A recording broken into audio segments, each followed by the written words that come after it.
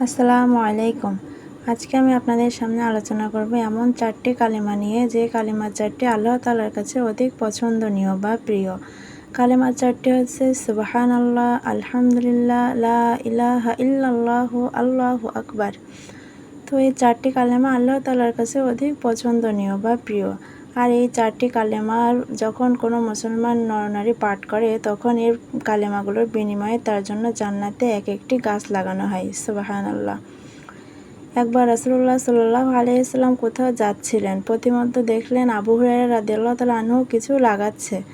তখন নবীজি জিজ্ঞাসা করেন, আবু হুরায়রা কি লাগাচ্ছ? তখন আবু হুরায়রা রাদিয়াল্লাহু তাআলা আনহু বললেন, হুজুর গাছ লাগাচ্ছি। তখন নবীজি বললেন, আমি কি তোমাকে এর থেকে উত্তম গাছের সন্ধান দেব না, বা উত্তম চারা লাগানোর সন্ধান দেব কি? তখন আবু হুরায়রা রাদিয়াল্লাহু তাআলা আনহু বললেন, অবশ্যই ইয়া রাসূলুল্লাহ। তখন নবীজি বললেন, তুমি সুবহানাল্লাহ, আলহামদুলিল্লাহ, লা ইলাহা ইল্লাল্লাহু, আল্লাহু আকবার পাঠ করবে।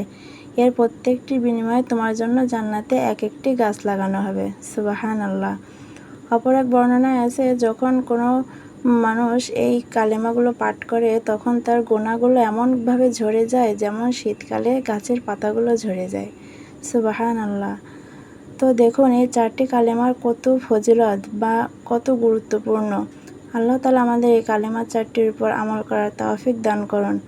আমিন।